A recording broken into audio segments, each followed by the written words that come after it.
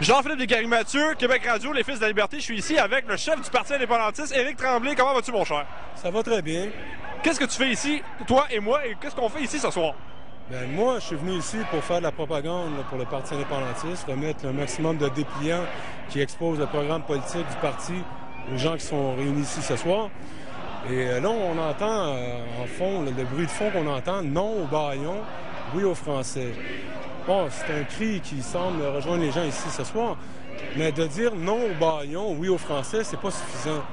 Nous connaissons très bien c'est quoi la véritable solution pour faire en sorte de défendre notre langue, notre culture et notre identité nationale.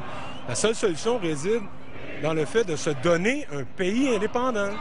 Et c'est ainsi que nous allons pouvoir passer toutes les lois qu'on veut qui servent justement à préserver notre langue française, notre culture québécoise et notre identité nationale. Mme Marois a dit, bon, élisez-moi, je vais abolir les écoles passerelles, j'en fais mon engagement formel. Mme Marois n'a même pas parlé de la solution qui est l'indépendance nationale. Alors, c'est ce qu'on dénonce, nous, depuis 2 ans et demi au Parti indépendantiste. Pour réaliser l'indépendance nationale, il faut la proposer clairement lors des élections au peuple québécois.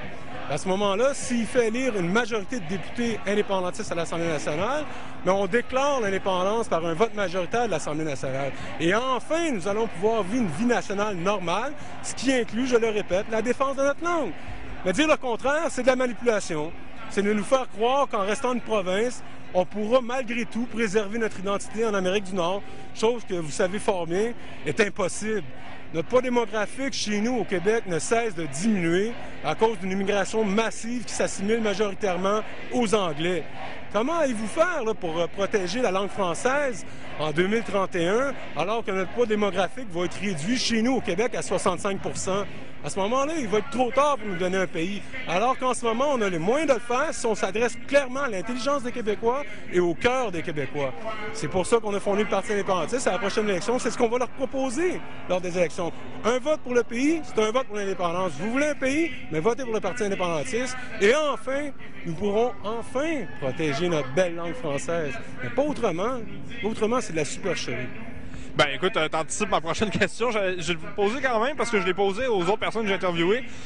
Sous moi, c'est un peu pas une perte de temps, mais je veux dire, c'est un peu contre-productif d'être ici ce soir, se battre pour la langue. C'est quand même important, mais je veux dire, on s'y prend peut-être, on saute les étapes parce que en se dotant d'une constitution, d'un conseil constitutionnel, par la suite déclarant une république au Québec, on règle le cas de la langue en fait. On fait une pierre deux coups, on déclare un pays, puis on affirme la primauté du fait français en Amérique. Ben voilà, au Québec, en tout cas, on protège notre langue nationale au Québec.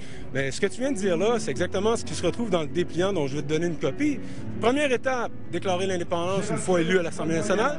Deuxième étape, adopter une constitution nationale d'État républicain qui dit clairement que la seule et unique langue nationale et officielle du Québec, c'est le français. Bien sûr que c'est ça qu'il faut faire. Nous, au Parti indépendantiste, on l'a compris. Je suis sûr que les Québécois attendent ce genre de discours. Maintenant, on n'a pas les moyens encore du Parti québécois. Alors, il faudrait poser la question à Mme Marois. Comment se fait-il qu'à chaque fois qu'elle se prononce sur la défense de notre langue nationale, le français, elle ne propose pas la solution qui est de faire du Québec un pays? Très bien dit, il n'y a rien d'autre à rajouter. Merci beaucoup, Éric. Bon, mais merci à vous, puis j'espère qu'on va se revoir bientôt.